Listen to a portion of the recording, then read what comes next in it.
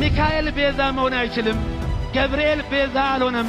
ሚካኤል ተበቃ አይደለም። ሚካኤል ቤዛ አይደለም። ገብርኤል ቤዛ አይባልም። አስኬማውን አስቀምጦ መቀላቀል ከወጡት ጋር መቀላቀል። ይሄ ቤተክርስቲያናችን አስተምሮ ነይ ቤዛ ነሽ አሉ ለዓለም ተብሎ አይሰበክም።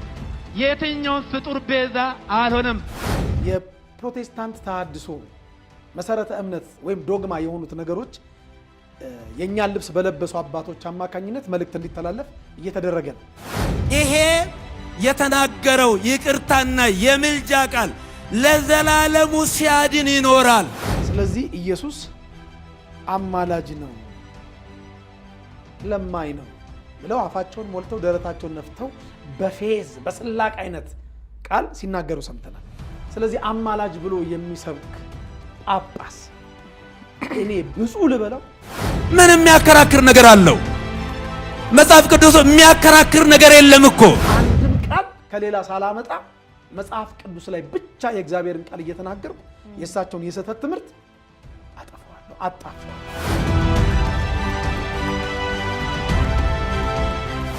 በጵጵስና ደረጃ የቤተ ክርስቲያኒቱ ያልሆነውን ትምህርት ፍኖተ ጽድቅ አዳራሽ ላይ ተገኝቶ መስበክ ማለት አባ ሁሉ አባ አይደለም።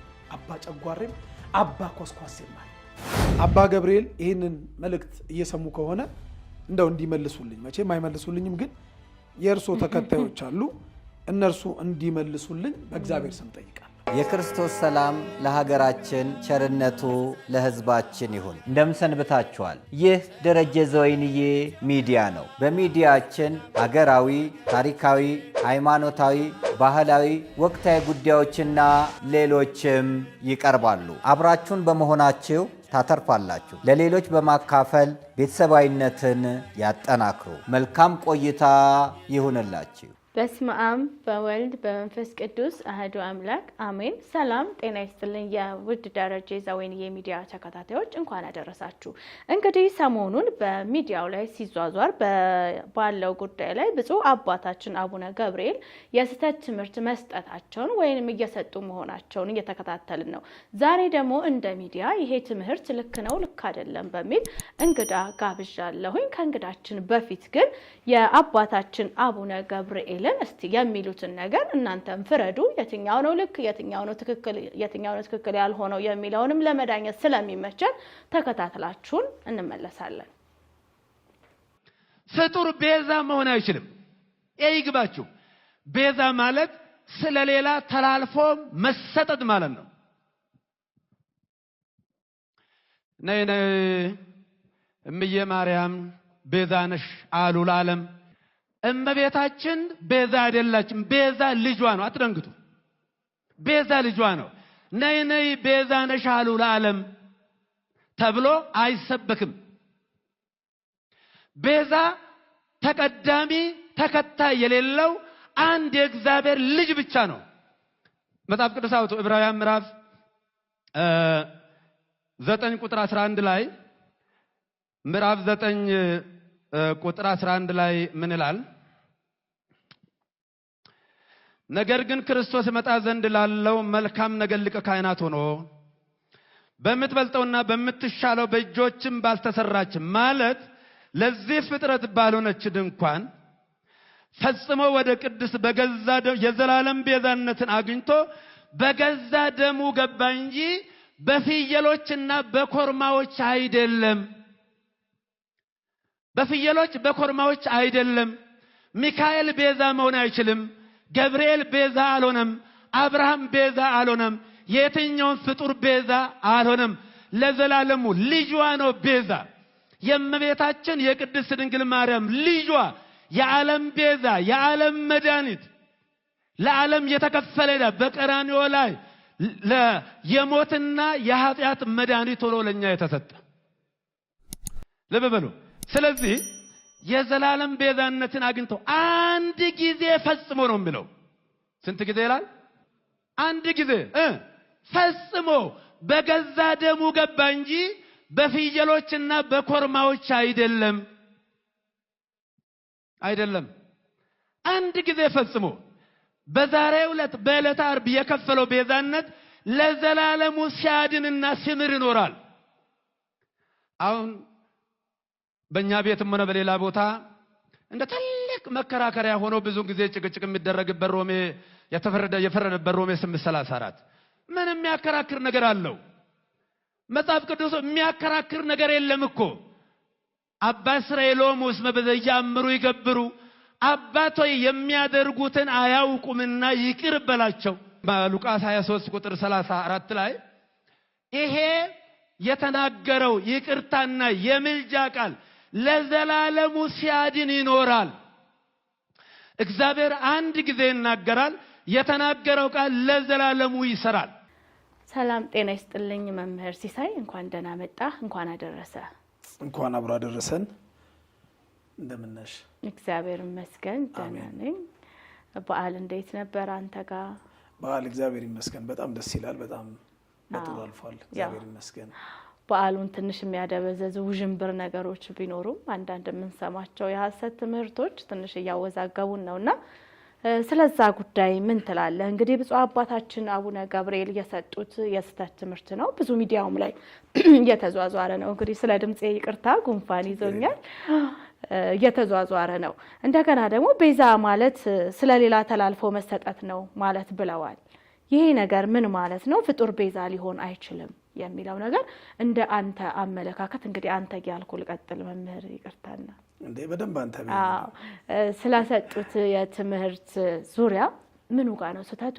ምኑ ጋር ነው ትክክል ያልሆነው? ያው እናውቀዋለን፣ ግን በቃ በአንተ አስተያየት ምንድነው የሚለውን ግለጽልን። አድማጮቻችንም እንግዲህ ሰላም በለልን ተከታታዮቻችንን። በቅድሚያ እንግዲህ እስከ በዓለ 50 ድረስ በቤተክርስቲያናችን ስርዓት መሰረት ሰላምታ የምንለዋወጠው እንዲህ ያለ ነው። ከሱ ልጀምር። እሺ። ክርስቶስ ተንሥአ እሙታን በአብይ ኃይሉ ስልጣን አሰሮ ለሰይጣን አጋዞ ለአዳም ሰላም እምይእዜሰ ኮነ ፍስሐ ወሰላም። ክርስቶስ በታላቅ ኃይልና ስልጣን ከሙታን መካከል ተለይቶ ተነሳ፣ ሰይጣንንም አሰረው፣ አዳምንም ነፃ ወጣው። ሰላም ከእንግዲህ ወዲህ ደስታና ሰላም ሆነ። የእግዚአብሔር ልጆች የድንግል ማርያም ወዳጆች ውድ ኦርቶዶክሳውያን እንኳን ለጌታችን ለመድኃኒታችን ለኢየሱስ ክርስቶስ የትንሣኤ በዓል በሰላም በጤና አደረሳችሁ ለማለት እወዳለሁ። ሁላችሁንም እንኳን አደረሳችሁ። እንኳን አብራ አደረሰን። እንግዲህ በመቀጠል ወደ ጥያቄሽ ስገባ ብዙም የሚጠበቅ ነው ከሳቸው ከአቡነ ገብርኤል። እንግዲህ እኔ አባታችን አልልም፣ ይቅርታ ብፁም ለማለት ትንሽ ስለሚከብደኝ አባ ገብርኤል ወይም አቡነ ገብርኤል እያልኩ ቀጥላለሁ። በትናንትናው ዕለት ሁለቱንም ጆሮአችንን ጭው የሚያደርግ እኛ ኦርቶዶክሳውያን ስንማረው ከነበረው አስተምህሮት ውጭ የሆነ ትምህርት አስተላልፈዋል። እንግዲህ እሳቸው እንዳሉት ከሆነ ሁላችንም እንደሰማ ነው ፍጡር ቤዛ አይባልም ብለዋል። ሁለተኛ ቤዛ ማለት ደግሞ ምን ማለት እንደሆነም እዛው ላይ ተርጉመውልናል፣ አንቺም እንዳልሽው ማለት ነው። እና በመጀመሪያ ደረጃ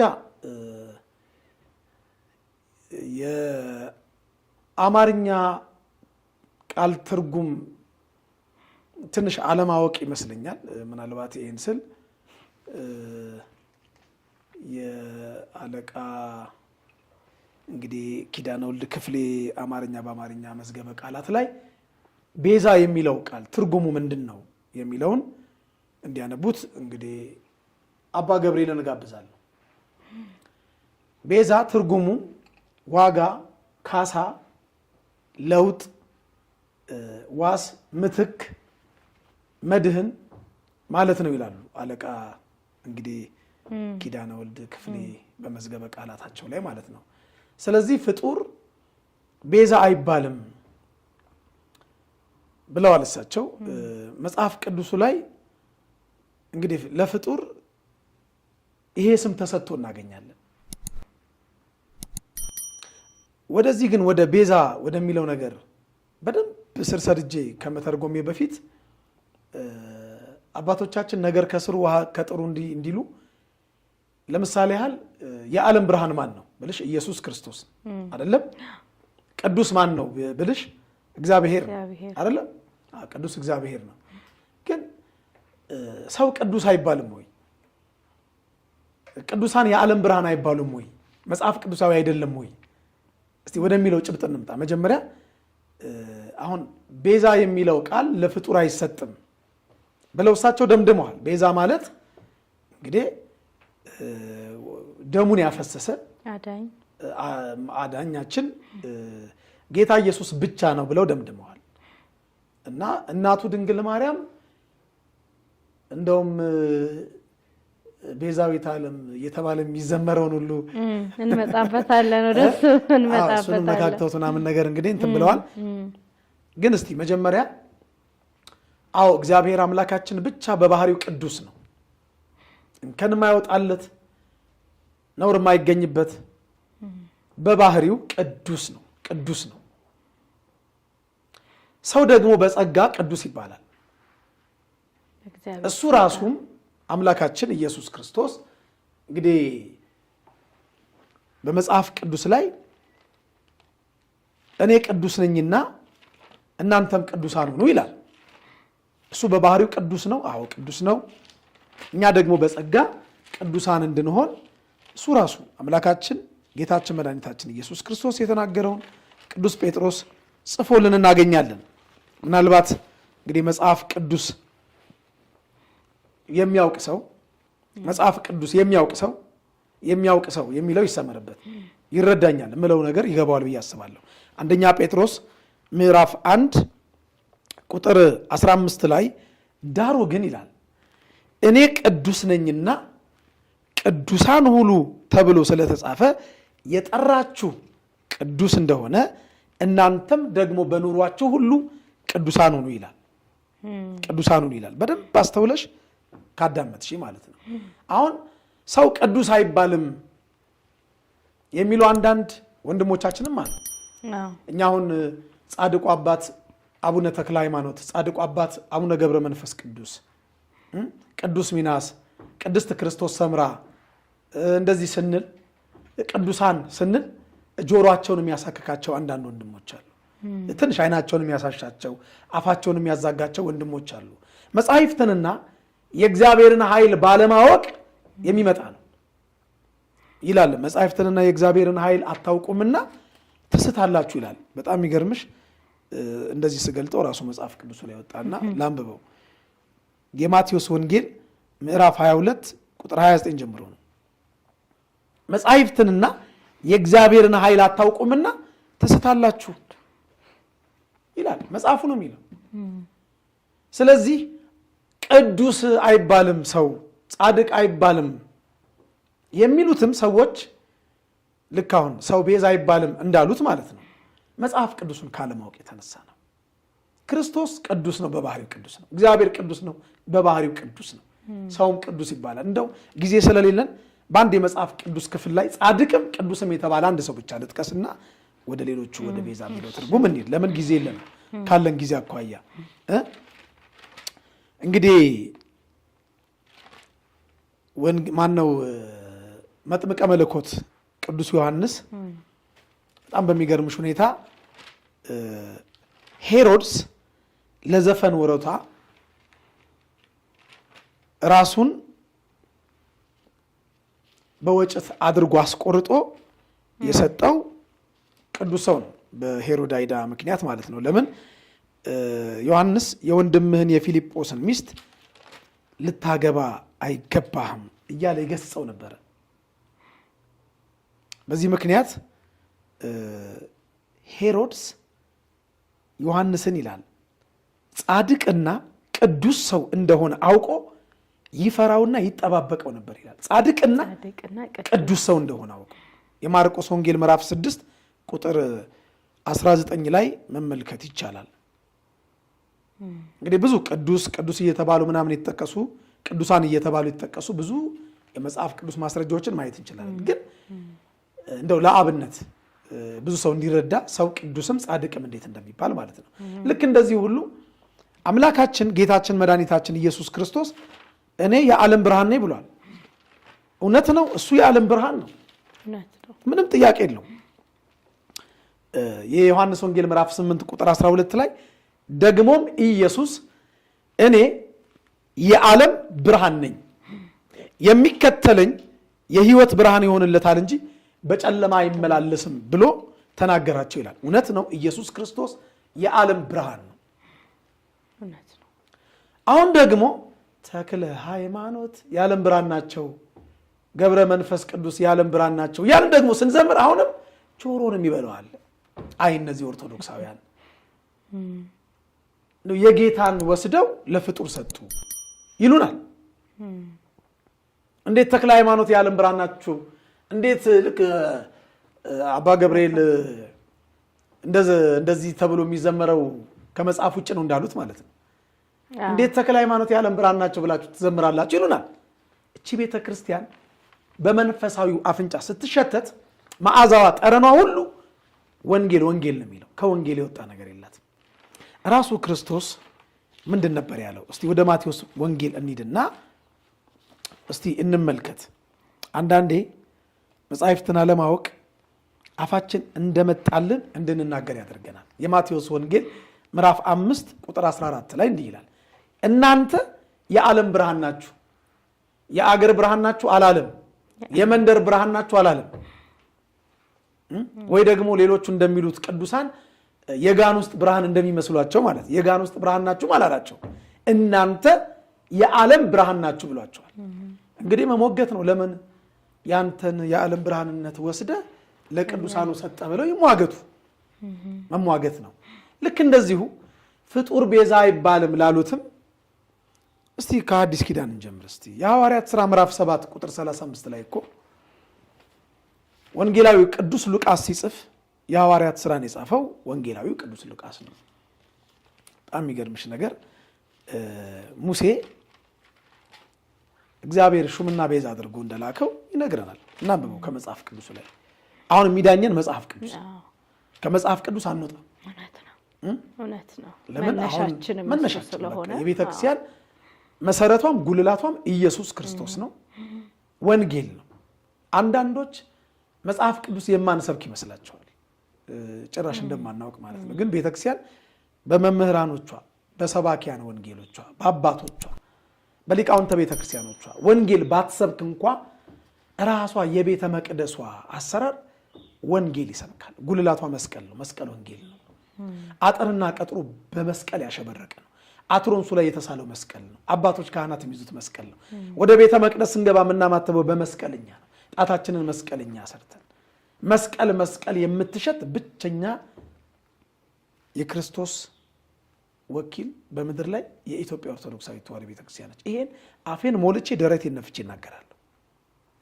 መልካም እንግዲህ የሐዋርያት ሥራ ቅዱስ ሉቃስ ይጽፍልን ምዕራፍ 7 ቁጥር 35 ላይ ሹምና ፈራጅ እንድትሆን የሾመህ ማን ነው ብለው የካዱትን ይህን ሙሴን በቁጥቋጦ በታየው በመላእኩ እጅ እግዚአብሔር ሹምና ቤዛ አድርጎ ላከው ይላል። ሹምና ምን አድርጎ ላከው? ቤዛ አድርጎ ላከው። ቅድም የአለቃ ኪዳነ ወልድ ክፍሌ አማርኛ በአማርኛ መዝገበ ቃላት ላይ ያለውን የቤዛ ትርጉም ስናነብ አስተውለሽ ከሆነ ቤዛ ምትክ ነው ብለናል። ሙሴ ከእግዚአብሔር ጋር ሲነጋገር በቁጥቋጦ መሃል ወደ ግብፅ ላለመላክ ብዙ ምሳሌዎች ብዙ ምክንያቶች ሲደረድር ነበር። አፌ ኮልታፋ ነው ሲል ወንድም አሮን አፌ ሆናል አይደለም እንዴ? አንተ በእግዚአብሔር ፋንታ ትሆንላቸዋለህ፣ በእግዚአብሔር ምትክ። ቤዛ ማለት ምንድነው ትርጉሙ? አንዱ ምትክ፣ ፋንታ ማለት እንደውም ቃል በቃል መጽሐፍ ቅዱስ ላይ ቤዛ ማለት ፋንታ ምትክ እንደሆነ ሁሉ ነቢየ እግዚአብሔር ኢሳይያስም የተናገረው ስፍራ አለ። አሁን ካለን ጊዜ አኳያ ሁሉን እንዳንተርክ ጊዜ ስለሚያጥርብን እንጂ እግዚአብሔር አምላካችን ሙሴን ወደ ግብፅ ሲልከው ሙሴን በአምላካችን በእግዚአብሔር ምትክ ፋንታ እንደሚሆንለት ተናግሮ ይላከው። ስለዚህ ሙሴ ፍጡር ነው፣ ፈጣሪ። አባ ገብርኤል ይህንን መልእክት እየሰሙ ከሆነ እንደው እንዲመልሱልኝ፣ መቼም አይመልሱልኝም፣ ግን የእርሶ ተከታዮች አሉ፣ እነርሱ እንዲመልሱልኝ በእግዚአብሔር ስም ጠይቃለሁ። ኦሪት ዘጸአት ምዕራፍ 4 ቁጥር 17 ላይ እንዲህ የሚል ቃል አለ። ቁጥር 16 ላይ ዘጸአት 4 ቁጥር 16 በዛውም አንቺም እየተማርሽ ማስታወሻ እየጻፍሽ እርሱም ስላንተ ከሕዝቡ ጋር ይናገራል፣ እንዲህም ይሆናል፣ እርሱ አፍ ይሆንልሃል፣ አንተም በእግዚአብሔር ፋንታ ትሆንለታል ይላል። በማን ፋንታ? በእግዚአብሔር ፋንታ። ይሄ ቃል አባ ገሌ ወይ አቡነ ገሌ የጻፉት ቃል አይደለም። ይሄ ቃል የእግዚአብሔር ቃል። ቤዛ ማለት ከተረጎሙት እንግዲህ አለቃ ከተረጎሟቸው ቃላቶች መካከል ፋንታ፣ ምትክ፣ መድን፣ ዋስ፣ አዳኝ እንደዚህ ያሉ ይዘረዝሩታል። መጽሐፉ ሙሴን ቤዛና ሹም አድርጎ ላከው ሲል ምትክ አድርጎ በማን ምትክ? በእግዚአብሔር ምትክ አድርጎ። በእግዚአብሔር ምትክ ደግሞ ያደረገው እግዚአብሔር ነው እንጂ እኛ የሆነ አዳራሽ ተሰብስበን እስቲ ሙሴ በእግዚአብሔር ፋንታ ይሁን የምትሉ እጃችሁን አውጡ ተብሎ በምርጫ አይደለም። እግዚአብሔር በእግዚአብሔር ፋንታ እንዲሆን ሹምና ቤዛ አድርጎ ላከው። ፍጡር ቤዛ ሊሆን ቤዛ ሊባል አይገባም ነው ያሉት። እና ሙሴ በጣም የሚገርምሽ ቤዛ ብቻ ሳይሆን አምላክም አድርጎታል። እግዚአብሔር ምን አድርጎታል ያልኩሽ? አምላክ ይከብዳል አይደል? አሁን አምላክ ማን ብቻ ነው? አምላክ እግዚአብሔር ብቻ ነው አይደለ? እዛው አንድ ምዕራፍ ስንሄድ ዘጸአት ምዕራፍ 7 ቁጥር 1 ላይ እግዚአብሔርም ሙሴን አለው እኔ ለፈርዖን አምላክ አድርጌሃለሁ አለው። ምን አድርጌሃለሁ? ለፈርዖን አምላክ አድርጌሃለሁ።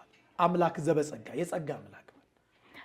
ልክ እንደዚሁ እኔ የዓለም ብርሃን ነኝ። ብርሃንነቱ የኢየሱስ ክርስቶስ የባህሪው ነው። አምላክነቱ የባህሪው ነው። ማንም ያልሰጠው ሊሰጠው ማይችል። ቅዱሳን የዓለም ብርሃን ናቸው ስንል በጸጋ ቅዱሳን የጸጋ አማልክት ናቸው። ምን በመጽሐፍታችሁ አማልክት ናችሁ ተብሎ ተጽፎ የለ እንዴ? ተብሏልም እኮ። ስለዚህ ለፍጡር ወደ ሌላ እየሄድኩ ስብከት እንዳላስመስለው ነው ማብራሪያው። እና አባ ገብርኤል ፍጡር ቤዛ አይባልም ያሉት ስህተት ነው። አንድ ጥቅስ ብቻ ልንገርሽና እሺ፣ እዚሁ ጋር ግን አያይዘህልኝ መላእክቶችም ስልጣን እንደሌላቸው አባታችን ሲናገሩ ነበር። እንግዲህ እኔ አባታችን ነው የምለው የስተቻቸው ቤተክርስቲያን ነች። ቤተክርስቲያን እስከሆነች ድረስ እኔ ደግሞ በቤተክርስቲያን ስር እስካለው ድረስ እንደ ልጅ ይሄን ቤተክርስቲያን የምትወስነውን እስከምትወስን ድረስ ማለት ነው። መላእክቶችም ስልጣን እንደሌላቸው ሲናገሩ ነበርና እዛም ላይ እየነካካው ስለሆነ ጨምረህ እንድትሄድበት ነው። አዎ እሳቸው እንግዲህ ያሉት ምንድነው? መላእክትም ቤዛ ይባሉ ሚካኤልም ገብርኤልም ብለው ማለት ነው። እና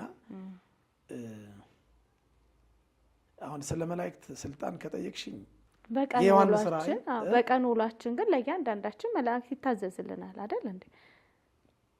ሲታዘዝልን እኔ በሚገባኝ መልኩ እኔ በገባኝ መልኩ መላእክቶች ከኛ ጋር ሲሆኑ እኛን ሲጠብቁ ለኛ ቤዛ እየሆኑ አይደለም ወይ?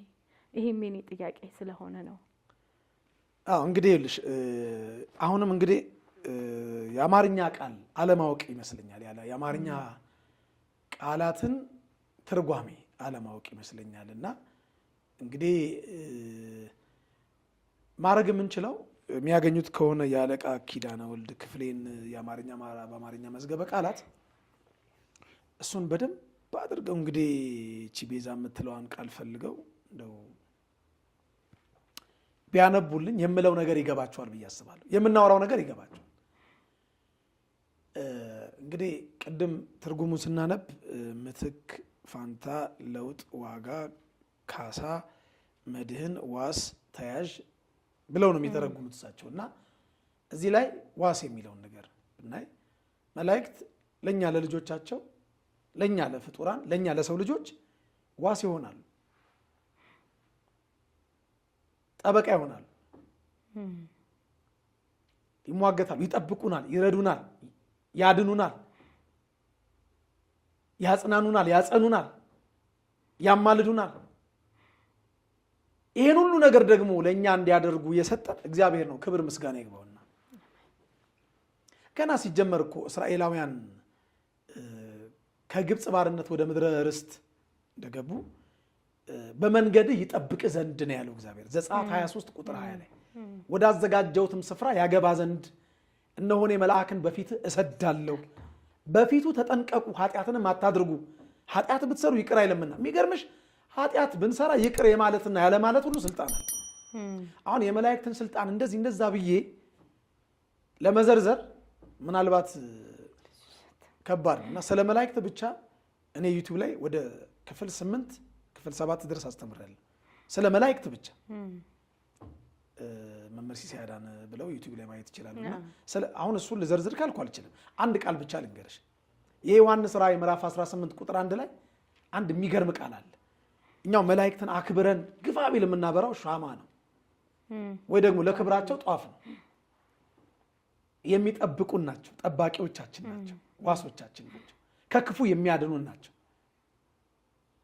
እግዚአብሔር ግን የመላእኩን ክብር የገለጠው ምድርን በማብራት ምድርን የሚያበራ ክብር በመስጠት ነው። አነበዋል። ከቻሉ ይህንን ታላቅ ስልጣን ቢነግሩኝ ደስ ይለኛል። እኔ ራእይ ምዕራፍ 18 ቁጥር 1 ላይ ከዚህ በኋላ ታላቅ ስልጣን ያለው ታላቅ ምን ያለው ስልጣን ያለው ሌላ መልአክ ከሰማይ ሲወርድ አየሁ። ከክብሩም የተነሳ ምድር በራች ይላል። ከምኑ የተነሳ አልሰማሁሽም። ከክብሩም የተነሳ እንደዚህ ጮክ በይልኝ። ከክብሩ የተነሳ ምድር በራች። ይሄን ምድር የሚያበራ ክብር የሰጠው እግዚአብሔር ነው። እኛ ነገርኩ ሻማ ነው የምናበራለት ለክብሩ መግለጫ ብለን ጧፍ ነው የምናበራለት። እግዚአብሔር ግን ለቅዱሳን መላእክት የሰጠው ክብር ምድርን የሚያበራ ክብር ነው። እነዚህ ምድርን የሚያበራ ክብር የተሰጣቸው ቅዱሳን መላእክት እንግዲህ ቤዛ በሚለው ትርጉም ውስጥ ዋስ የሚል አለበት አይደል? ዋስ ምን ማለት ነው እንዴ?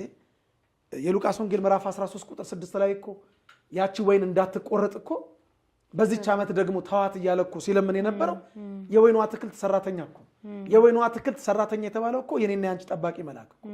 ይሄን ለማረጋገጥ ደግሞ ከነዚህ ከታናናሾች አንዱን እንዳትንቁ ተጠንቀቁ።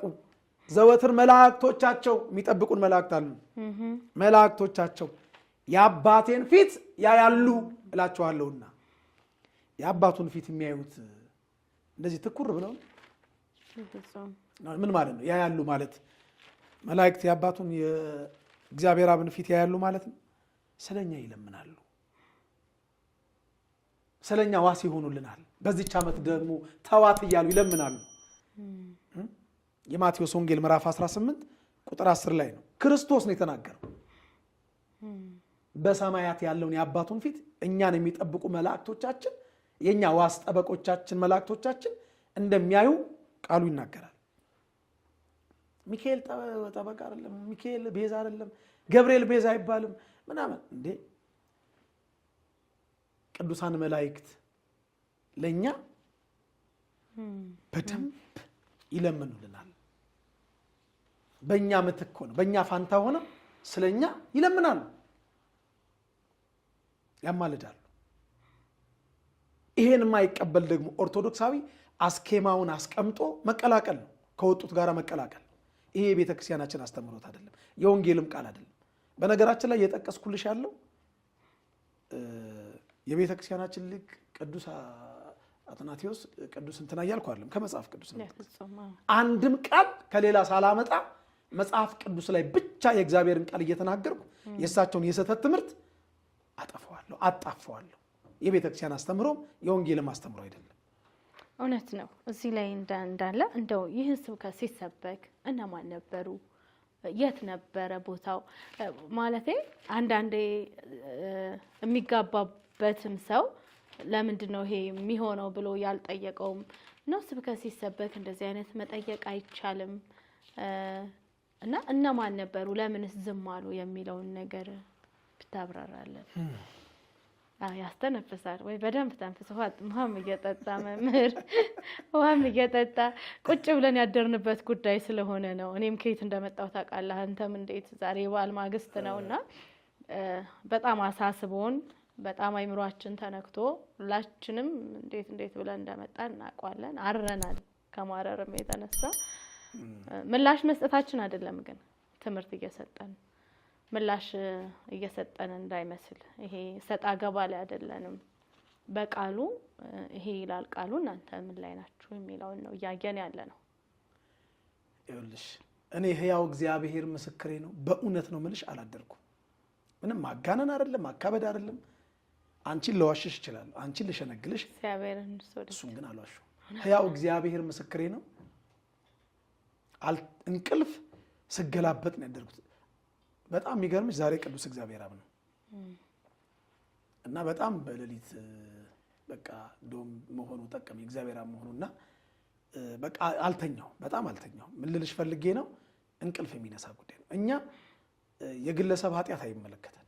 እኔ ማንኝና ስለ ግለሰብ አይደለም። እኔ አሁን ኃጢአተኛ ነኝ፣ እኔ በደለኛ ነኝ። እኔ በአይኔ ውስጥ ምንም ያክል ምሰሶ የኃጢአት ምሰሶ እያለ የሰው ጉድፍ ኃጢአት አባ ገሌ፣ አቡነ ገሌ፣ ዲያቆን ገሌ፣ ዘማሪት ገሌ አልልም። እኔ ማንኝና በሃይማኖት ጉዳይ ግን ማንም ይሁን እንቅልፌን አጣበታለሁ። አባቶቼ ያስተማሩኝ እንደዚህ ስለሆነ፣ ወንድሞቼ ያስተማሩኝ እንደዚህ ስለሆነ፣ ቤተክርስቲያን ያስተማረችኝ እንዲህ ስለሆነ፣ እኔ አባቶቼ ልጅ ነኝ። ምንም ነገር ፈልጌ አይደለም ይሄን ማውራልሽ። እቺ ቤተክርስቲያን በደም ነው የተመሰረተችው፣ በክርስቶስ ደም። በኋላ ደግሞ ብዙ ቅዱሳን የሱን ፈለግ ተከትለው አጥንታቸውን ከስክሰዋል፣ ስጋቸውን ቆርሰዋል፣ ደማቸውን አፍስሰዋል። እኔና አንቺ ዛሬ እንዲህ ባማረ ቀሚስ ባማረ ስቱዲዮ ዘና ብለን የእግዚአብሔርን ቃል እንድንማማር ያደረጉት የኛ አባቶች ከነዋያተ ቅድሳቱ ጋር በየዋሻው ተቀብረውላት ነው። ለዚች ቤተክርስቲያን በምንም አልደራደርም እና እንቅልፍ የነሳን ጉዳይ ነው። እንደጠየቅሽኝ ይሄ ስብከት የተሰበከበት ስፍራ የፍኖተ ጽድቅ አዳራሽ ነው። የፍኖተ ጽድቅ አዳራሽ ነው። የፍኖተ ጽድቅ ቴሌቪዥን ወይም ደግሞ መስራች አቶ ጸጋዬ ደበበ እንግዲህ ቤተ ክህነት ስም ሰጥተዋለች። እኔ ግን አቶ ጸጋዬ ደበበ እያልኩ ነው የምጠራበት ምክንያት ስላለኝ ነው። በዛ አዳራሽ ላይ የነበሩት በአብዛኛው የመስሪያ ቤቱ የሱ ሰራተኞች ናቸው። ጉባኤ ያላቸው በሳምንት አንድ ቀንም ጉባኤ እንዳላቸው እናውቃለን ይመስለኛል። የተለያዩ ሰባኪያን ዘማሪያን የሚሄዱ ያገለግላሉ። እዛ አዳራሽ ነው ቦታው፣ እዛ አዳራሽ ነው የነበሩት ሰዎች። እንግዲህ ቪዲዮ ላይ እንዳየነው ከፊት ለፊት አገልጋዮችም ነበሩ፣ መጽሐፍ ቅዱስ የገለጡ አገልጋዮችም ነበሩ። ቦታው ያ ነው እና በዚሁ አጋጣሚ አንድ ነገር ልንገርሽ። እኔ ውስጥ የሚነግረኝ ነገር አለ ከበፊት ጀምሮና እቺን ቤተክርስቲያን ለማፍረስ ብዙ ሴራ እየተሴረ ነው፣ ብዙ ሸር እየተሸረበባት ነው። ግን መስሏቸው ነው አትፈርስም። እዚች ቤተክርስቲያን ላይ እነ ዮዲት ጉዲት፣ እነ አህመድ ግራኝ እና አፄ ሱስንዮስ ብሔራዊ ሃይማኖት ካቶሊክ እንዲሆን ብዙ ጦራቸውን ሰብቀው ወርውረዋል። ብዙ ሰይፋቸውን ስለው ብዙ አባቶች አርደውብናል። እቺን ቤተክርስቲያን ለማፍረስ አሁንም በዘመናዊ የጦር መሳሪያ ፈንጂ ቀብረው ቤተክርስቲያኒቷን ለማፍረስ ስም አጠራሯን እንግዲህ ለማበላሸት ብዙ እየተደከመ ያለበት ጊዜ ነውና ከውስጥም ከውጭም ነው ውጊያው። ከውጭ ብቻ ነበር ድሮ የሚመስለን፣ ግን ከውስጥም ከውጭም እናያለን ወደ በኋላ ላይ እና እጃቸው ረጅም በሆነ ትንሽ ገንዘብ ባላቸው ባለጠጎች አማካኝነት ትንሽ ቤተክርስቲያናችን በጃዙር የፕሮቴስታንት ተሐድሶ መሰረተ እምነት ወይም ዶግማ የሆኑት ነገሮች የኛን ልብስ በለበሱ አባቶች አማካኝነት መልእክት እንዲተላለፍ እየተደረገ ነው። ዓላማው ይገባናል፣ ግልጽ ነው።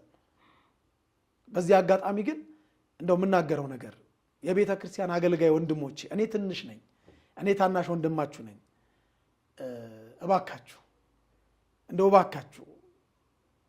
በዚህ ምድር ላይ የምንኖረው እድሜ በጣም ግፋቢል 70-80 ነው። በጣም ግፋቢል 80 እና 70 ለምንኖርበት መሬት እርግጠኛ ሆኜ የምነግራችሁ እግዚአብሔር የዕለት ጉርስ የዓመት ልብስ አያሳጣንም፣ አላሳጣንም፣ ሊያሳጣንም አይችልም። እንኳን እኛን እግዚአብሔር ሌሎቹንም ይመግባል፣ ያላመኑትንም ይመግባል። ምናልባት ዘመናዊ መኪና ለማሽከርከር፣ ምናልባት ዘመናዊ ቤት ለመኖር፣ ምናልባት ባንክ ቡካችን ውስጥ ከፀጉራችን ቁጥር የሚበልጥ ገንዘብ እንደው ለመቁጠር ወይ አለን ለማለት ካልሆነ በስተቀር ሌላ ምንም ትርፍ እናገኝበታለን ብዬ አላስብም። እና እባካችሁ እቺን ቤተክርስቲያን የሚዋጉትን ሰዎች መድረካቸው ላይ መታችሁ ወንጌል ባትሰብኩ፣ ባታገለግሏቸው የቤተክርስቲያን ጠላቶች ናቸው። እኔ በግልጽ ልንገራችሁ፣ እድሜ ይስጠን። ነገ ታያላችሁ የፍኖተ ጽድቅ እኔ ፍኖተ ጽድቅ ራሱ ስለው አፌ እያያዛል። ለምን መንገዱ የጽድቅ መንገድ ስላልሆነ ማለት ነው። ቤተ ክርስቲያንን ለሁለት ለመክፈል እንደ ህንድ ኦርቶዶክስ ቤተ ክርስቲያን፣ ቤተ ክርስቲያንን 100% ለማጥፋት እንደ አርመን ኦርቶዶክስ ቤተ ክርስቲያን እየሰራ ያለ ተቋም ነው። ዘማሪያንን ያዘ፣ ሰባኪያንን የተወሰኑትን፣ ከዛ አባቶችን ብፁዕ ቅዱስ አባታችንም ፍኖተ ጽድቅ መስሪያ ቤት ድረስ ሄደው አዳራሽ ሄደው ያደረጉትን ነገር የምናውቀው ነገር ነውና እኔ ማንም ምንም ይሁን ግን እባካችሁ ለዚህ 70 እና 80 ዓመት ለምንኖርባት መሬት ሃይማኖታችንን አሳልፈን አንስጥ። በሚሞት ስጋ የማይሞት ስራ እንስራ። እኛ አባቶቻችን ሞተው ነው እቺን ሃይማኖት ያስረከቡን። እኔ እንግዲህ ኢንተርቪው ከሰጠው በኋላ ነገ ምን እንደሚፈጠር አላውቅም። የተፈጠረው ይፈጠር፣ በደስታ ነው የምቀበል። ሕያው እግዚአብሔር በፊቱ የምቆመው ምስክሬ ነው። የመጣው ቢመጣ ከዚህ ከግንባሬ ጀምረው እየከተፉኝ ሁሉ ለምን ይሄን አልክ ብለው እየከተፉኝ እየከታተፉኝ በመንኮራኩር ቢፈጩኝ ደስተኛ ነኝ። ስጋን የሚገድሉትን አትፍሩ ስለሚል ማለት ነው። ሰው ለዓለማዊ ነገር እንኳን ይሞታል፣ እንኳን ለመንፈሳዊ ነገር አይደለም እንዴ?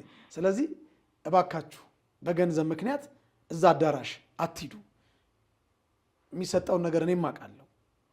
እኔም ትንሽ የመጣልኝ መልእክት አለ ከዛ ከፍኖተ ጽድቅ ሳይሆን ከሌላ ተቋም እንደው እዛ ሄጄ ባገለግል የተወሰነች ነገር እንደው ለስጋ የሚደረግ ነገር እንዳለች ትንሽ ያለኝ ሰው አለና ስቄ ነው በጣም በሰላም ማቀው ፓስተር ነውና ስቀን ብንመልሳቸው እና ለሃይማኖታችን ዋጋ እንክፈል። እንዲህ አይነት ቦታ ሄደን አናገልግል። በጵጵስና ደረጃ የቤተ ክርስቲያኒቱ ያልሆነውን ትምህርት ፍኖተ ጽድቅ አዳራሽ ላይ ተገኝቶ መስበክ ማለት ምን ማለት እንደሆነ እንግዲህ አድማጭ ይፍረደኝ። እኔ ግን መልእክቴ እባካችሁ ስለሞተልን ስለ ኢየሱስ ክርስቶስ በእውነት የመስቀሉ ፍቅር ልባችን ከተተከለ እውነት የክርስቶስ ፍቅር ከገባን ገንዘብ ሳይሆን የክርስቶስን ነገር እናስቀድም። መልእክቴ ይሄ ነው። የተካሄደበት አዳራሽ ግልጽ ነው፣ ፍኖተ ጽድቅ ነው። የነበሩት ሰዎች ሰራተኞች፣ ጥቂት አገልጋዮች ጨርሻለሁ። የሆነ ነገር እየሳበኝ እየጎተተኝ እኔም ወደ ራሴ እንዳይ ማለት ገንዘብ ከባድ ነው። ያው ስጋም አይደለም እንፈተናለን። ፈተናውን የምናልፈው ግን ያው በጸለይን ቁጥር የእግዚአብሔር ጸጋ ሲበዛልን ነው። ይሄ 10 ጋር በሄዳ አይደለም። የእግዚአብሔርን ፊት በመፈለግና በመጸለይ ቻሌንጅ የምናደርገው ነገር ነው እንጂ ሁላችንንም ገንዘብ ያጓጓናል። ሁላችንንም የተለየ ሌክዠሪ መኪና መያዝ እንፈልጋለን። ሁላችንም ጥሩ ቤት መኖር እንፈልጋለን። ግን ይሄ ሁሉ የት ነው የሚቀረው? ምድር ላይ እንደተባለው እድሜያችን በጣም አጭር ነች። በዚህ ባጭር ጊዜ ሁላችንም ቢኖረን አሁን እንፈልጋለን። ግን በቅድስና ቢሆን ያስፈልጉናል። በቅድስና ቢሆን ባልተነካካ ነገር ሃይማኖትን ትውልድን ይዞ ባልጠፋ ማለት መሪ ትውልድ ነው አይደል የሚከተለው። መሪው ደግሞ ትውልድን ይዞ ከጠፋ ይቺ ሀገር ይቺ ሃይማኖት ማን አላት? ስለዚህ ይሄንን ቆም ብለን ልናስብ ይገባናል። መምህር እኔ ራሴንም እያየው ስለሆነ ነው ምኑ ጋር ነኝ እኔ ሁላችንም ምኑ ጋር ነኝ እኔ የሚያስብል ጊዜ ላይ ነን ያለ ነው። እና እንደው ላቋርጥሽ በማርያም ትዝ አለኝ አንድ ነገር። ገንዘብ የሚገርምሽ በመጽሐፍ ቅዱስ አምላክ ተብሎ የተጠቀሰው የቄሳር ለቄሳር እግዚአብሔር ለእግዚአብሔር ይላል። ለሁለት ጌቶች መገዛት አትችሉም ብሎ ማቴዎስ ምዕራፍ 6 ቁጥር 24 ላይ ጌታ የተናገረለት ከጌታ ጋር እኩል አድርጎ እንግዲህ ለምን ብዙዎቻችን የተሸነፍንበት አንዱ ነገር ይሄ ስለሆነ ገንዘብ እውነት ነው። ስለዚህ በእግዚአብሔር ዙፋን ላይ ገንዘብን ለአምልኮት ያስቀመጥን አገልጋዮች እባካችሁ አምነነው እኮ አላጎደለብን። ምን አሳስቶ የሚነዳውን ያጎደለብን የሚኖርበትን ቤት ነው የሚበላውን ነው አላጎደለብንም። ሕያው እግዚአብሔር ምስክሬ ነው። አምነነው ከልብ በልብ አገልግለነው አላጎደለብንም፣ አያጎልብንም። የሚያጎልብንም አምላክ የለንም። እውነት ነው። ላስታውስሽ። እሺ መምህር ክብረት ይስጥልኝ። መጨረሻ ላይ ሮሜ 8:34 ላይ አባታችን ብፁዕ አቡነ ገብርኤል እያነሷት ነበርና ስለሷ የምታብራራት ነገር ይኖራል ብዬ አስባለሁ። እኔም ላይ ጥያቄ የፈጠረብኝ ነገር ስላለ ከሷ በፊት እንግዲህ ለአባ ገብርኤል እና ለተከታዮቻቸው ሁለት ጥያቄ ጠይቃችኋለሁ። ትንቢተ ኢሳይያስ ምዕራፍ 43 ቁጥር 3 ላይ እኔ የእስራኤል ቅዱስ አምላክ እግዚአብሔር መድኃኒት ነኝ፣ ግብፅን ለአንተ ቤዛ አድርጌ ምን አድርጌ ቤዛ አድርጌ ኢትዮጵያንና ሳባንም ላንተ ፋንታ ሰጥቻለሁ። ላንተ ምን ፋንታ ሰጥቻለሁ። እቺን ጥቅስ በደንብ አንብቡልኝ። ፋንታ የምትለዋል በደንብ ቤዛ የሚለው መተክ ፋንታ እንደሆነ ታብራራለች። ሌላው ግን ጥያቄ የሚጠይቃችሁ መጽሐፈ ምሳሌ ምዕራፍ 21 ቁጥር 18 ላይ እንደውችን የቤት ስራ ልስጣቸው ምን ማለት እንደሆነች እንግዲህ በዛው አባታችን እና ተከታያቸው አባታችን ተከታዮቻቸው አባ ገብርኤልና ተከታዮቻቸው እቺን እንደው ምን ማለት እንደሆነች ቢመልሱልኝ። መጽሐፈ ምሳሌ ምዕራፍ 21 ቁጥር 18 ሀጥ የጻድቅ ቤዛ ነው ይላል። ሀጥ የጻድቅ ቤዛ ነው፣ ጻድቅ አይደለም። ጻድቅ የሀጥ ቤዛ ነው ቢል ብዙም ላይገርም ይችላል። ግን ሀጥ የጻድቅ ቤዛ ነው ይልና በደለኛም የቅን ሰው ቤዛ ነው ይላል። በደለኛ ደግሞ የምን ሰው? የቅን ሰው። ቅን ሰው አይደለም የሚለው በደለኛም የቅን ሰው ቤዛ ነው ይላል። እቺ ምን ማለት እንደሆነ ያው ቲክቶካችሁ ላይ ስለመከታተላችሁ እንደው ብታስተምሩ ደስ ይላል። ምሳሌ 13 ቁጥር 8 ላይም ለሰው ነፍስ ቤዛው ሀብቱ ነው ይላል። ለሰው ነፍስ ቤዛው ሀብቱ ነው እና እቺን ሁለቱን ብትመልሱልኝ ደስ ይለኛል። እግዚአብሔር ያክብርልኝ። ወደ ጠየቅሽን ጥያቄ ልምጣልሽ። ሮሜ 8 ምዕራፍ 34 አሉና ስለሰማሁት ብዙ ጊዜ የሚያከራክር ጥቅስ እና ምን ይገርማል አሉ። እንደውም ምን ይገርማል አሉና የሉቃስ ወንጌል ምዕራፍ 23 ቁጥር 34 ላይ አሉ አባቶ የሚያደርጉትን አያውቁምና ይቅር በላቸው ብሏል፣ አማልዷል። ስለዚህ ኢየሱስ አማላጅ ነው፣ ለማኝ ነው ብለው አፋቸውን ሞልተው ደረታቸውን ነፍተው በፌዝ በስላቅ አይነት ቃል ሲናገሩ ሰምተናል። የኢትዮጵያ ኦርቶዶክሳዊ ተዋሕዶ ቤተክርስቲያን ጳጳስ የጵጵስናው ሹመት ላይ እኔ በግል እኔ ሌላው አይመለከትም። እኔ ግን ጥያቄ አለኝ። ሲጀመርም ጥያቄ አለኝ። በብዙ ነገር ነው ተሾሟል የሚባለው። ውስጡን ብዙ ነገር አለ። ይሄ ግልጽ ማድረግ ያለባት ደግሞ ቤተክርስቲያን ነች። በገንዘብም ነው በብዙም ነገር ነው ተሾሟል የሚል ነገር ያለው። ይሄን ነገር እንደው በደንብ እናጣራውና ራሳቸው የሚያጣሩትና በስርዓቱ ያወጡት። ጵጵስና በገንዘብ እንዴትና እንዴት? አረ እንግዲህ የመጣው ይምጣና አሁን እኮ በቃ አሁን ምን መሰለሽ ቤተክርስቲያንን አሳልፎ ላለመስጠት አንዳንዴ አነጋገርሽ ላይ ትጠነቀቂያለሽ። እውነት ነው። ቤተክርስቲያን ያንን የጨረቃ ተሿሚዎች ጳጳሳት የሾመችው ከበጣም መጥፎ ይሻላል ብላ ነው አምናበት አይደለም። አንዳንዴ ከበጣም መጥፎ ነገር ትመርጫለሽ፣ ከእጅግ በጣም መጥፎ ነገር ትመርጫለሽ። ቤተክርስቲያንን ለሁለት ከፍለው እንግዲህ ቅዱስ ሲኖዶሱ ለሁለት ከፍለው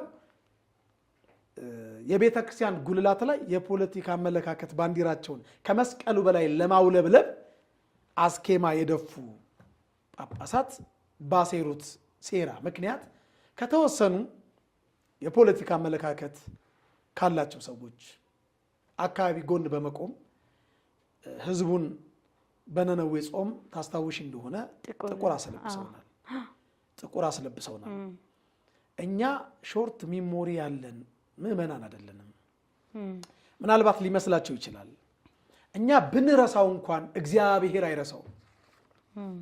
የሱ በቀል የሱ ፍርድ እንደኔ ስላልሆነ የሱ በቀል የሱ ፍርድ እንደ ሰው ስላይደለ እግዚአብሔር በክፉ ስራ ላይ ፈጥኖ ፍርድ አይፈርድምና ስለዚህ በሰው ልጆች ልብ ኃጢአትን ለመስራት ልባቸው ጠነከረ ተብሎ እንደተጻፈ እሱ ፈርዶ ፍርድ ስለማይፈርድ ዝም ስላለ ዝም ማለቱ እንዳለ መኖር አስቆጥሮበት የነሱን ፈለግ ተከትለው ደግሞ ሰላማ ምናምን ብለው ደግሞ ሰሜናውያን ደግሞ ሌላ ደግሞ ሲኖዶስ መስርተዋል።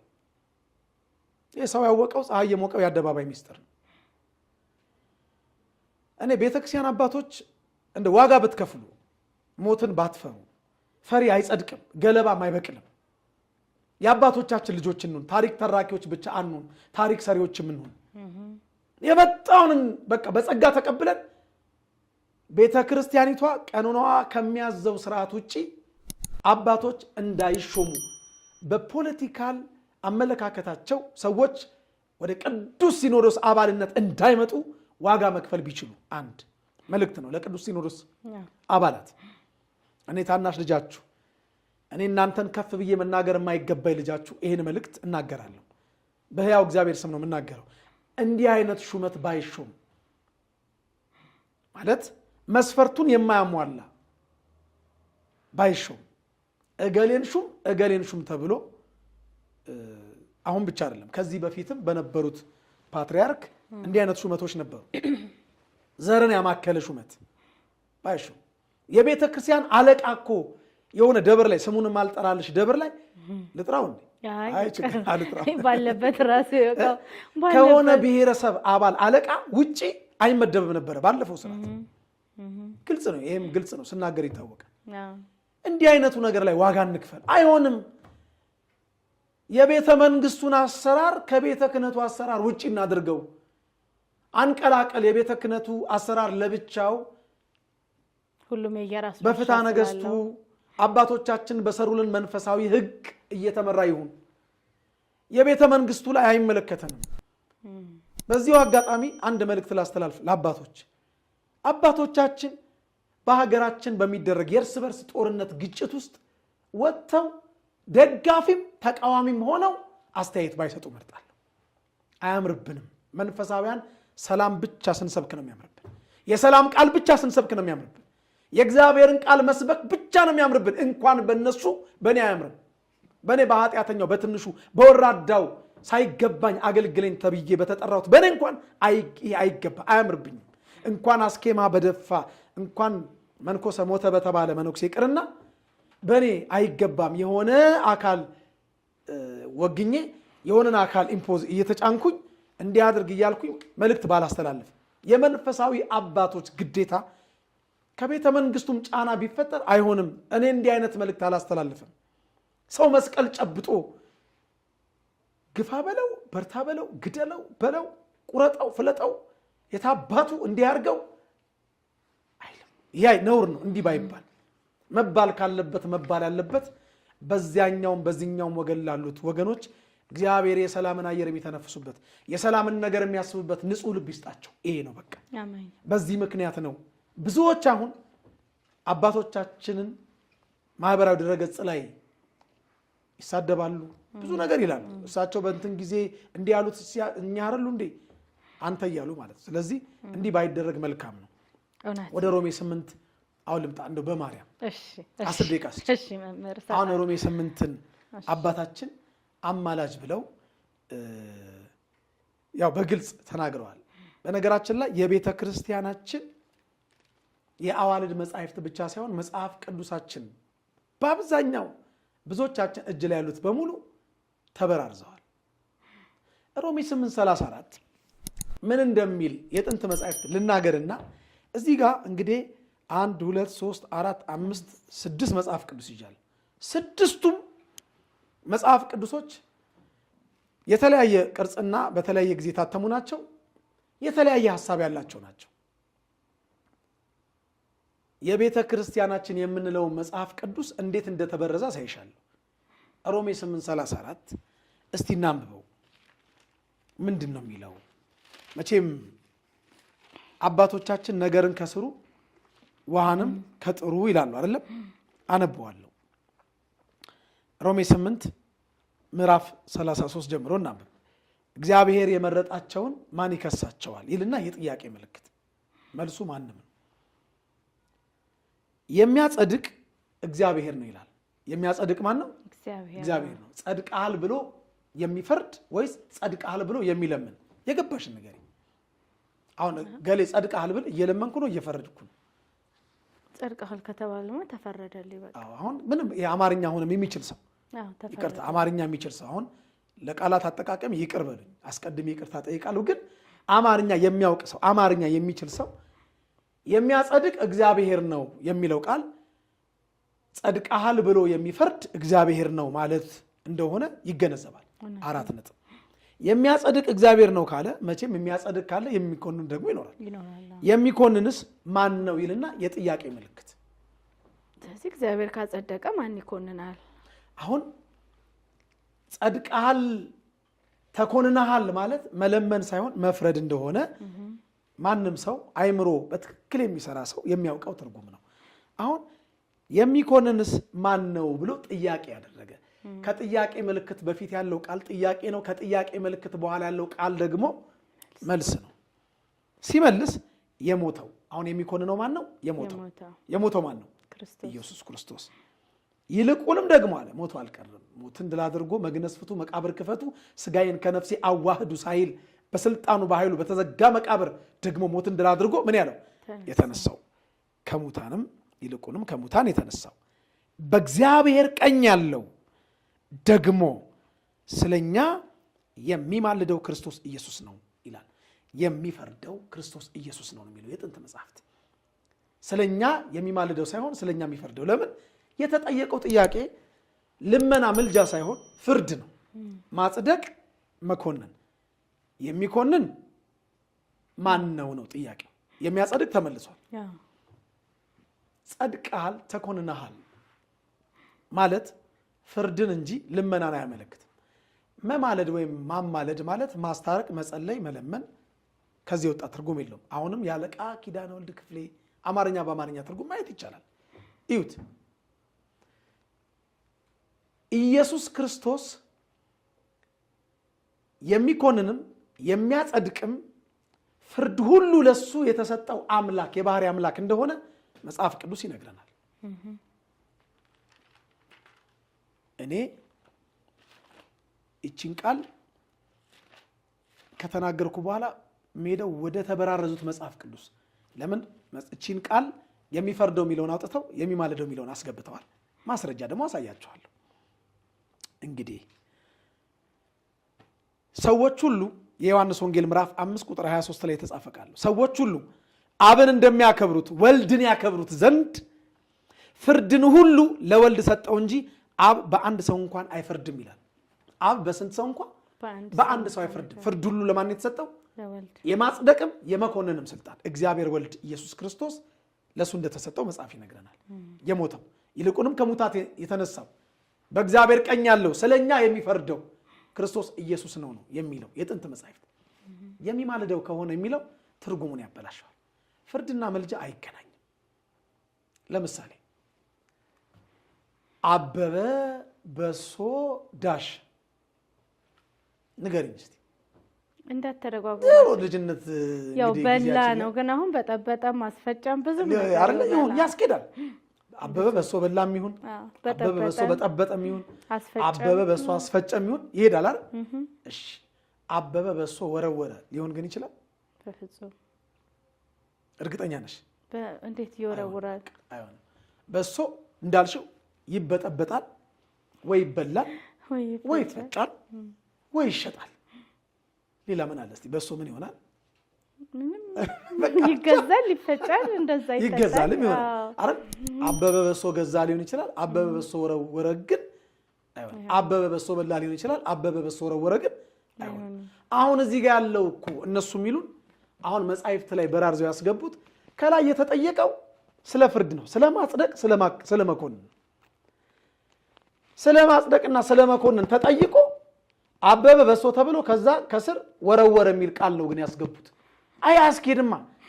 ለምን ብትይ አሁን በአብ ቀኝ ተቀምጦ ስለኛ ይፈርዳል ነው የጥንት መጻሕፍት የሚሉት ስልሽ፣ አዎ ያስኬዳል። ለምን? የተጠየቀው መኮንንና ማጽደቅ ነው። ፍርድን የሚያጠይቅ የሚያመለክት ጥያቄ ነው። ይሄን ብቻ እኮ አይደለም። ይሄ አሁን ይማልዳል ይፈርዳል ብለው ብቻ አይደለም እኮ የበረዙት። ብዙ የተበረዙ አሉ። አሳይሽና 5 ደቂቃ ጨርሳለሁ። ግን ከዛ በፊት የኢትዮጵያ ኦርቶዶክሳዊ ተዋህዶ አስተምህሮ ኢየሱስ ክርስቶስ አምላክ ነው ከባህሪ አባቱ ከአብ ከባህሪ ሕይወቱ ከመንፈስ ቅዱስ ጋር ብላ መጽሐፍ ቅዱስ ሰብካለች። አማላጅ ነው ብላ ትሰብካለች።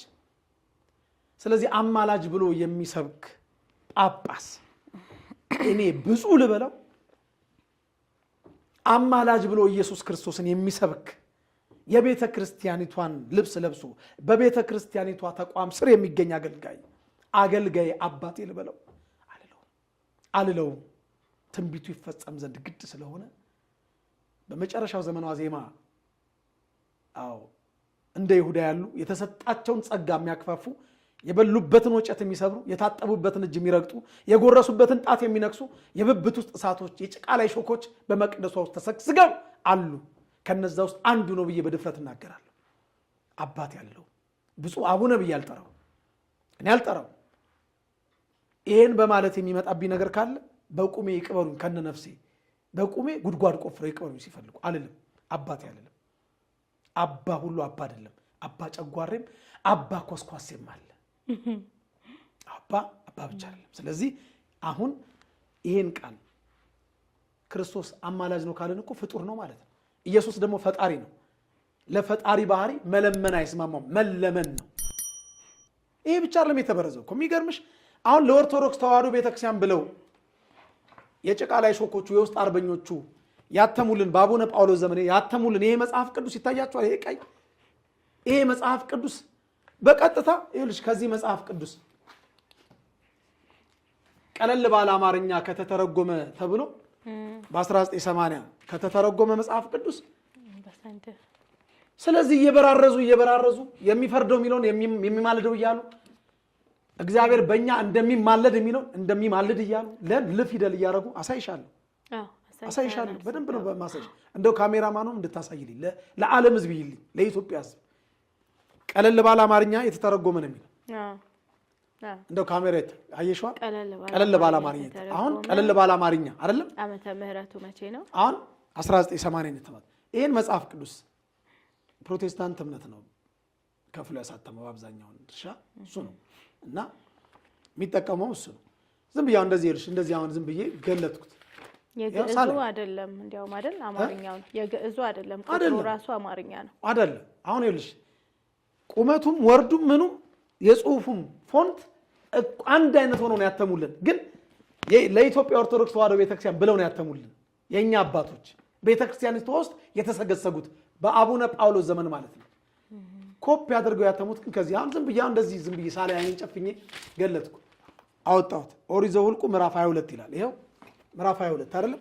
ይሄን ኦሪት ዘኍልቍ ምዕራፍ 22 ባወጣልሽ መስመር አለው የነሱ ይሄ መስመር የለውም። ከዛ ውጪ ሁሉ ነገሩ ኮፒ አድርገው ነው ያተሙልን። ይሄን ያህል ቤተክርስቲያን ውስጧ እየተቦረቦረ ነው። አሁን ይልሽ እንደዚህ የሚተነትን ነገር አለው እሱኛው ልክ እንደኔ በላምና አህያይቱ የበላም የመጀመሪያው ትንቢት ይላል። ከዛ የለም በላምና አህያው ይሄው በላምና አህያይቱ ነው የሚለው ቁጥር 21 ላይ በላምና አህያይቱ ይላል። የአህያይቱ ይላል በላምና አህያው እያንዳንዱ የርዕስ አሰጣጡ የምናምነው ዝም ብያውንም የሆነ ነገር ብገልጽልሽ እንደዛ እዚህ ላይ የተጻፈው እዛ ላይ ኮፒ ነው አድርገው ያተሙልን። ግን ማናቸው ያተሙልን? ለኛ ቤተክርስቲያን ብለው ያተሙልን። ልክ እንደ አባ ገብርኤል ያሉ የውስጥ አርበኞች ናቸው ይሄን መጽሐፍ ቅዱስ አትመው ይሰጡ። ከዚህ በኋላ የቤተክርስቲያን አገልጋዮች ወጥተን እውነቱን መናገር አለብን። በጣም የሚገርምሽ ቀለል ባለ አማርኛ ነው አይደል የሚለው ሁለተኛ ቆሮንቶስ ምዕራፍ 5 ላይ አንድ ቃል አለ።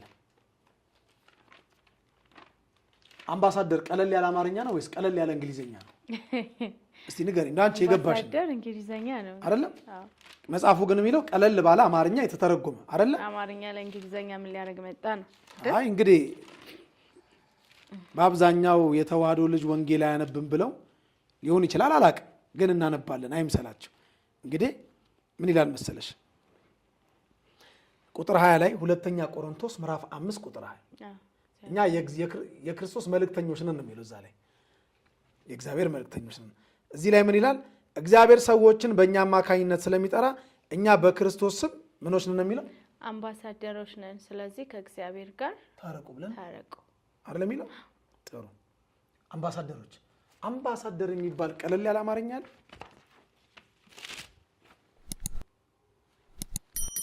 ይሄን ያህል መጻሕፍት እየበራረዙ ትውልዱን ሊያጠፉ ተነስተዋል። ይሄ ሴራ የኢሉሚናቲዎች ሴራ ነው። እችን ቤተክርስቲያን ለማጥፋት በተለይ በአጼ ሱስንዮስ ዘመነ መንግስት ብሔራዊ ሃይማኖት ካቶሊክ እንዲሆን ብዙ የቤተ ክርስቲያን ኦሪጂናል ገድላትን መጻሕፍትን እያወጡ እየበራረዙ አስገብተውብናል። አንድ ነገር ነግሬሽ ጠቀልላለሁ። አሁን ተበራርዘዋል መጻሕፍት ምናምን ስል ዝም ብሎ ነው የሚለኝ ሰው አለ። እንግዲህ በመረጃ ቤትህ ያለው የ66ቱ መጽሐፍ ቅዱስ የትኛውም ክርስቲያን የካቶሊክ፣ የኦርቶዶክስ፣ የፕሮቴስታንት፣ የይሖዋ ምስክር፣ የኦንሊ ጂሰስ የትኛውም በመጽሐፍ ቅዱስ የሚያምን ክርስቲያን መጽሐፍ ቅዱስ 66 የትኛውን መጽሐፍ ቅዱስ ሁለተኛ ቆሮንቶስ ምዕራፍ 5 ቁጥር 18 ላይ ይህን ቃል ተበርዟል ወይስ አልተበረዘም የሚለውን ታዩልኛላችሁ። ሁለተኛ ቆሮንቶስ ምዕራፍ 5 ቁጥር 20 ላይ እንዲህ ይላል፣ እንግዲህ እግዚአብሔር በእኛ እንደሚማልድ ይላል። አረዚ ላይ እንደሚማልድ እዚህ ጋር የጠቆረች ፊደል የለች ለነች የጠቆረች ልጠቁራለች አይደል? አሁን እቺልና እዚህ ጋር መልእክተኛ የምትለው አለ እኩል ናቸው አይደሉም? አይሽ እንዴት እንደበረዙት በደንብ ያስታውቃል። ለምንድን ነው እንደሚማልድ ያሉት? እግዚአብሔር በእኛ እንደሚማልድ ነው ትክክለኛው። በእኛ እንደሚማልድ ስለ ክርስቶስ ታረቁ ብለን እንለምናለን።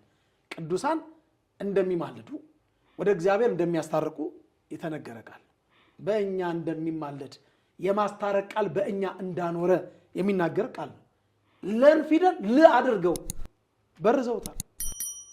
ስለዚህ ሮሜ 8:34 ዕብራውያን 7:25 ወዘተርፈ እያለ ትውልዱ አይሸወድ። ነገ ደግሞ ምን ብለው ያስሙላል መሰለሽ? ትንቢት አይደለም እውነተኛ ነገር ልንገርሽ። ከአንድ አባት የሰማሁትን ከአንድ የበቁ አባት ገዳም የሰማሁትን እውነተኛ ነገር ነው የምነግርሽ። መጽሐፍ ቅዱሱ ላይ የተመሳሳይ ጾታ ጋብቻ መንፈሳዊ ነው ለማስባል ከዳዊት ቁባቶችና ሚስቶች መካከል ወንዶች ነበሩ የሚል ያስገቡልናል። ከሰለሞን ሚስቶችና ቁባቶች መካከል ሰለሞን ወንዶችም ሚስቶች ነበሩት ብለው ያስገቡልናል። አስገብተው ይጽፉልናል። በኋላ ወንድ ለወንድ ጋብቻ በቤተ መቅደስ ተገልጦ መጽሐፍ ቅዱስ አሁን እያጋቡ አይደል? በምዕራባውያኑ፣ በፕሮቴስታንቱ፣ በካቶሊክ ቸርች የተጋቡ ነው። ነገ ደግሞ እኛ ጋር ይኸው ተጽፏል ይሉሻል። ይኸው አባ ገብርኤል እንዳሉት ይኸው ሮሜ 8:34 እንደሚማልዱ የሌለ አሁን ደግሞ እዚህ ጋር ተጽፏል ይላል። ሰው የተጻፈውን ብቻ ስለሚያይ ተበራርዞ ይሁን አይሁን ስለማያስተውል ለካ ወንድ ለወንድ ሴት ለሴት መጋባት መጽሐፍ ቅዱሳዊ ነው ብሎ ይቀጥላል።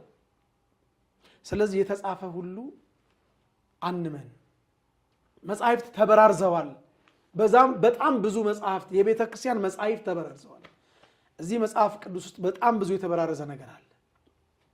ይሄን መጽሐፍ ቅዱስ አጥፍተውታል ይልሽ በአባ ተክለ ሃይማኖት ዘመን የታተመውን ይሄንን አጥፍተውታል። ቢያንስ ይሄ ይሻላል። ይሄ ብዙ አልተበራረዘም። ቢያንስ እሱ የስንት ዓመተ ምህረት ይሄ በብፁዕ ቅዱስ አቡነ ተክለ ሃይማኖት ዘመን የታተመ መጽሐፍ ቅዱስ ነው። ይሄን መጽሐፍ ቅዱስ 1980 ላይ በድጋሚ ታትሟል። ከዛም በፊት ታትሟል፣ ግን አጥፍተውታል። አሁን ገበያ ላይ የለም። ገበያ ላይ ብታገኙ ከ15 እስከ 20 ሺህ ብር ነው የምታገኙ ይሄን መጽሐፍ። እንግዲህ አሁን ከ15 ሺህ እስከ 20 ሺህ ብር ነው የምታገኙ። አታገኙ። አሁን ሌላው ላይ እዚህ ላይ ለ ነው የሚለው እንደሚማለድ ነው የሚለው። በጣም አልተበረዘችም። ደምቃለች፣ ተበርዛለች። በደንብ ያስታውቃል በኮምፒውተር እና የቤተክርስቲያን መጽሐፋችን ይሄ መጽሐፍ ቅዱስ አይደለም። በአብዛኛው ገበያ ላይ የሚሸጥ ቲክቶክ ላይ እንደውም አንዱ ወደ 8 ነው 7 መጽሐፍ ይዞ እያደለው አንብቡ እያለ ነበር። ኦርቶዶክሳዊ ግን ባለማወቅ። ስለዚህ ብዙ መጽሐፍ ስለተበራረዙ አባታችን እኛ የሚለመን አምላክ ኢየሱስ እንጂ የሚለምን አምላክ የለንም። ምልጃ እሳቸው ሉቃስ 23:34 ብለዋል አይደል? ለአርአያነት ለምሳሌ ከኔ ተማሩ ስላለ ክርስቶስ በምድር ላይ ፈጽሞት በስጋ ወራት ጠቅልሎት ሄዷል። ጳውሎስ ዕብራውያን 5:7 ላይ እንዲህ ብሎ ጽፎልናል። በስጋ ወራት ጸሎትና ምልጃን አቀረበ ይላል። በስጋ ወራት የመጨረሻ ጥቅስ ይነት። እኔ አሁን ይህንን ዛሬ የሰጠሁትን በችኮላ በ4 እና በ5 ክፍል በደንብ ተረጋግቼ ብዙ ማስረጃዎች የተበራረዙትን እያወጣው መናገር እችላለሁ እና እቺን ብቻ ላንብብልሽ። ዕብራውያን 5:7 እርሱም በስጋ ወራት በምን ወራት? በስጋ ወራት አባታችን ሉቃስ 23 ቁጥር 34 ላይ መስቀል ላይ ያለ ጌታ የተናገረው ለአራያነት ለአብነት ነው። ቅዱስ እስጢፋኖስም እኮ የእሱን ፈለግ ተከትሎ ጌታ ሆይ ይህንን ኃጢአት አትቁጠርባቸው አለ። የሐዋርያት ሥራ ምዕራፍ 7 ቁጥር 59 ጀምሮ ማየት ይቻላል። ለአብነት ነው ያለው ከኔ ተማሩ ስላለ ማቴዎስ 11 ቁጥር 28 ጀምሮ እርሱም በስጋ ወራት ከሞት ሊያድነው ወደሚችል ከብርቱ ጩኸትና ከእንባ ጋር ጸሎትንና ምልጃን አቀረበ። መቼ? በስጋ ወራት። ከእርገት በኋላ ምልጃ የለም። በአባቱ ቀኝ ተቀምጧል። ሊፈርድ ይመጣል። በጎቹን በቀኙ ፍየሎቹን በግራ ሊያቆም ይመጣል። በክርስቶስ የፍርድ ወንበር ፊት ልንገለጥ ይገባናል የሚለው መጽሐፍ። ቅዱስ ጳውሎስ ሩጫዬን ጨርሻለሁ፣ ሃይማኖቴን ጠብቄያለሁ፣ ወደፊት ጻድቅ ፈራጅ የሆነው ጌታ አማላጅ የሆነው ጌታ አይደለም የሚለው ጻድቅ ፈራጅ የሆነው ጌታ ያን ቀን ለኔ ያስረክባል። ሁለተኛ ጢሞቴዎስ ምዕራፍ 4 ቁጥር 7 ጠቅልያለሁ። አባታችን ልብ ይስጥልን ብለናል። አሜን። ከአሜን ውጭ ሌላ ስለሌለ እንግዲህ ያው መምህር እኔ ራሴን እንዳይ አድርጎኛል ማለት መጀመሪያ ጣቶችን ወደ ሌላ ከመጠቆሜ ወደ ራሴ ስለሆነ እውነት ክብረት ይስጥልን፣ እድሜና ጤና ይስጥልን። መጨረሻ ላይ ማስተላለፍ የምትፈልጉት ነገር ካለ ጨርሰዋል ብዬ አስባለሁ። ልብ ይስጥልን ከማለት ውጪ ሌላ ያው ልብ ይስጣችሁ ከማለት ውጪ ምንም ነገር የለም። ዋናው የልባችን መዝገባችን ልባችን ውስጥ ስለሆነችና እግዚአብሔር ይስጥልን፣ ክብረት ይስጥልን። እንደገና ደግሞ ሁሌም የሚዲያ አጋራችን ስለሆኑ እድሜና ጤና ጨምሮ አሁንም ይስጥልን። መልካም በዓሉ እስከ ዳግማ ትንሣኤ ስለሚቀጥል ማለት ነው። ቃለ ሕይወት ያሰማልን ግን አላልሽኝም። ቃለ ሕይወት ያሰማልን። እሷ ነች ትልቅ ቃለ ሕይወት ያሰማልን። እውነት ነው። ያው አንዳንዴ በጣም ስንቀራረብ የምንረሳቸው ነገሮች አሉና እንግዲህ አድማጭ ተመልካቾቻችን ቆይታችን ይሄን ይመስል ነበረ። እናንተም ደግሞ በቤታችሁ ብፁዕ አባታችን አቡነ ገብርኤል ያሉትን በደንብ ይዩት፣ ተከታተሉት። ማለት ስህተቱ ምኑ ጋ ነው የቱ ጋ ነው? አንዳንዴ ዝም ብሎ በተቀደደልን ቦይ አንፍሰስ። ቆም ብለን የትኛው ነው ንጹህ የትኛው ነው ድፍርስ ብለን ማለት እንቻልና አብራችሁን ስለነበራችሁ እጅግ አድርገን እናመሰግናለን። እንግዲህ ሰብስክራይብ፣ ሼር አስተያየታችሁንም እየጻፋችሁ አብራችሁን ሁኑ። እንደዚሁም ደግሞ የመምህር ሲሳይ ዩቲዩብ ቻናል አለ። እሱንም ሰብስክራይብ ያደረጋችሁ እያያችሁ እንግዲህ ኦርቶዶክሳውያን አብረን የሚመጣውን ነገር ሁሉ እንጋፈጣለን። እግዚአብሔር በሰጠን ጸጋ በተለይ በአዋልድ መጽሐፍት ላይ ለሚነሱ ጥያቄዎች መልስ የሰጠውበት የመጽሐፍ ቅዱስ ማስረጃ የስብከት ክፍል አለ። በሁለት ክፍል ዩቲዩብ ውስጥ ገብተው በደንብ ይዩት፣ በደንብ ይማሩበት፣ ለሌሎች ሼር ያድርጉት። ዓላማው ወንጌል ማስፋፋት ብቻ ነው። ከማንም ምንም አንፈልግም። እውነት እግዚአብሔር ያቀናል። ስለዚህ እንደዛ እናድርግ። ያው መምህር እንግዲህ ባፊ ጣልቃ እየገቡ እያስቆሙኝ ነው። እድሜና ጤና ይስጥልን፣ ቸር ያገናኘን። አሜን። እግዚአብሔር ያክብርልኝ። አሜን። እኛ በትላንትናና በነገ መካከል ያለን ዛሬ ነን። ዛሬ ላይ ሆነን ነገን በበጎ ነገር እንገንባ። ነገ አዲስ ቀን ነው፣ ቀኑም ደግሞ ደስ ይላል። ደረጀ ዘወይንዬ ሚዲያ ኢትዮጵያዊ ማንነት